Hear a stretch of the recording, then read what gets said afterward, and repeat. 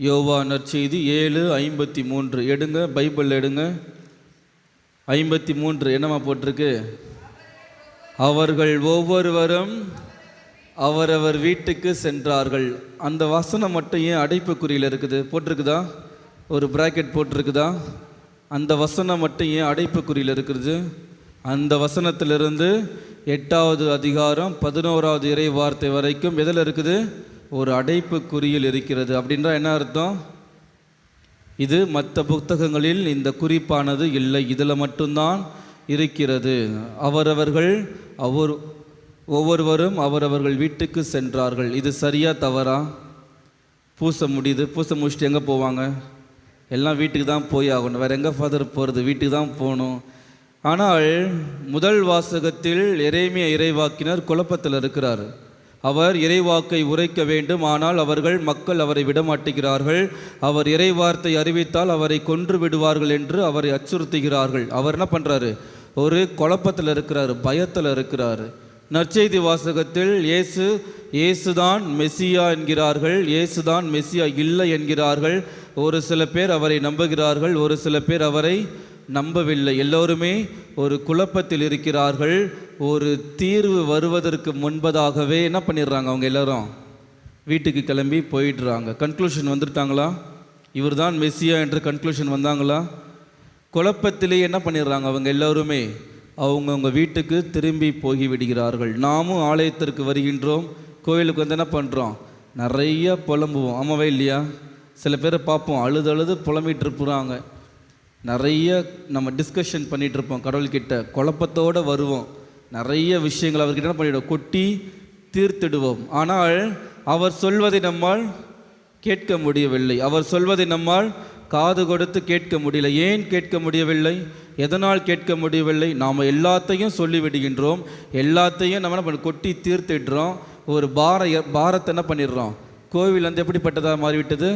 பாரத்தை இறக்கி வைக்கக்கூடிய ஒரு இடமாக மாறிவிட்டது. எல்லாத்தையும் இறக்கி வச்சிடுறோம். ஆனால் அவர் சொல்வதை நாம் என்ன பண்ணுறோம்? காது கொடுத்து கூட கேட்கிறதே கிடையாது. நாம் எப்பொழுது அவருடைய பதிலை கேட்கின்றோமோ அப்பொழுது தான் நம்ம என்ன பண்ண முடியும்? நாம் ஒரு தெளிவுக்கு வர முடியும். இல்லை என்றால் நாம் ஒரு குழப்பத்திலேயே தான் இருந்து கொண்டிருப்போம். அப்படி என்றால் நான் எப்படி தெளிவாகுவது? நான் எப்படி குழப்பத்திலிருந்து வெளியிலே வருவது? நான் வீட்டிற்கு திரும்பும் பொழுது தெளிவான மனநிலையோடு நான் எப்படி செல்வது என்று பார்க்கும் பொழுது இறைவார்த்தை நமக்கு உதவி செய்கின்றது. முதலாவது எடுத்து வாசிங்கம்மா, திருவெளிப்பாடு. எல்லோருக்குமே தெரிந்த வார்த்தைகள் தான். திருவெளிப்பாடு புத்தகம் 3:20 என்ன சொல்கிறாங்க? இதோ நான் கதவு அருகில் நின்று தட்டி கொண்டு இருக்கிறேன். அப்புறம் யாராவது எனது குரலை கேட்டு கதவை திறந்தால் நான் உள்ளே சென்று அவர்களோடு உணவருந்துவேன், அவர்களும் என்னோடு உணவருந்துவார்கள். கடவுள் என்ன பண்ணுறாரு? கதவை தட்டிக்கிட்டே இருக்கிறார். நம்ம என்ன பண்ணுறோம்? கதவை திறக்கவே மாட்டோம், அடம் பிடிச்சிட்டு இருக்கிறோம். நாம் எப்பொழுது நமது உள்ள கதவை திறக்கப் போகின்றோம்? நமது காதுகளை நாம் எப்போ திறக்கப் போகின்றோம்? அவரது இறைவார்த்தை உள்ளே போனால் தான் நாம் தெளிவாக முடியும். எரேமியா என்ன பண்ணுறாரு? குழப்பத்திலே இருக்கிறார். எங்கடா இவங்க நம்மளை சாவடிச்சிடுவாங்களோன்ற குழப்பத்தில் இருக்கிறார். ஆனால் ஆண்டவருடைய வார்த்தையை அவர் பெற்றுக்கொண்டார். ஆண்டவருடைய வார்த்தையை அவர் உள்ளத்தில் ஏந்தியதனால் அவர் என்ன பண்ணுறார்? இறை வார்த்தையை தைரியமாக அறிவிக்கின்றார். நான் எப்பொழுது இறை வார்த்தையை என்னுடைய உள்ளத்தில் ஏந்த போகின்றேன்? அடுத்ததாக பார்க்கும் பொழுது எடுத்து வாசிங்கம்மா, யாக்கோபு 1:22. நான் கதவை திறந்து விட்டேன், இறை வார்த்தை எனக்குள் வந்து விட்டது. அதுக்கப்புறம் நான் என்ன பண்ணணும்? யாக்கோபு 1:22. இறை வார்த்தையை கேட்கிறவர்கள் மட்டும் இருந்து உங்களை ஏமாற்றி கொள்ள வேண்டாம். இறை வார்த்தையை கேட்டால் மட்டும் போதாது, உள்ளத்தை திறந்து இறை வார்த்தை உள்ளே சென்றால் மட்டும் போதாது. அதுக்கப்புறம் என்ன பண்ணணும்? அதன்படி நடக்கின்றவர்களாகியும் நீங்கள் இருக்க வேண்டும். நாம் எப்பொழுது இறை வார்த்தையை உள்ளே செலுத்திவிட்டு அதன்படி நாம் நடக்கின்றோமோ அப்பொழுதுதான் என்ன பண்ணுவோம்?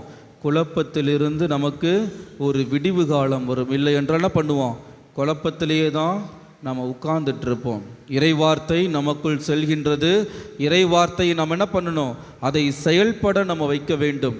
எப்படி செயல்படும்? நமது செயல்களின் வழியாக தான் இறைவார்த்தை செயல்படும். எனவே இறைவார்த்தையை கேட்பதோடு நிறுத்திவிடாமல் அந்த இறைவார்த்தையை நாம் என்ன பண்ணணும்? செயலில் காண்பிப்பவர்களாக இருக்க வேண்டும். வாழ்க்கையில் மாற்றம் என்பது எப்படி வரும்?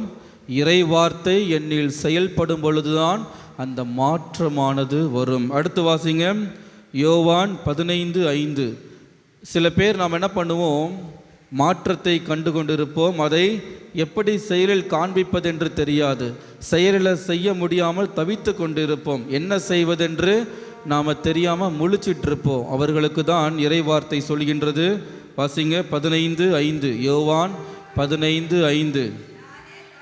நானே திராட்சை செடி, நீங்கள் அதன் கொடிகள். அப்புறம் ஒருவர் என்னுடனும் நான் அவருடனும் இணைந்திருந்தால் அவர் மிகுந்த கனி தருவார். அடுத்து தான் முக்கியமான வார்த்தை, வாசிங்க.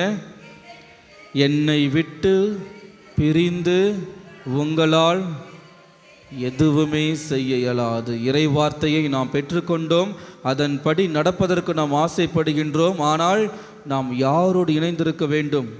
அவரோடு இணைந்திருக்க வேண்டும். ஏன்னா நான் படிச்சுட்டேன், நான் பூசைக்கு வரேன், நான் பைபிள் ரெகுலராக படிக்கிறேன், நான் இறை வார்த்தையை தெரிந்து கொண்டேன், அறிந்து கொண்டேன் என்று என்னுடைய இஷ்டத்துக்கு நாம் இருக்க முடியாது. என்ன பண்ணணும்?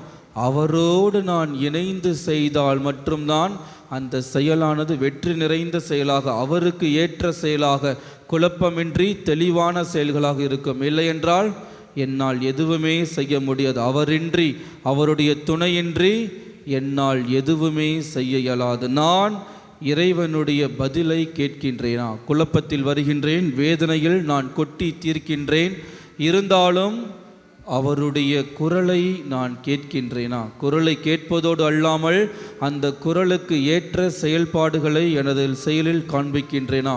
எப்படி காண்பிக்க முடியும்? அவரோடு நான் இணைந்து செயல்பட்டால் மட்டும்தான் எனது செயலில் நான் இறைவனை பிரதிபலிக்க முடியும். எனவே நாம் இறை வார்த்தைகளை உள்ளிருத்துவதற்கான வரம் வேண்டி இத்திருப்பலியில் பக்தியோடு மன்றாடுவோம்.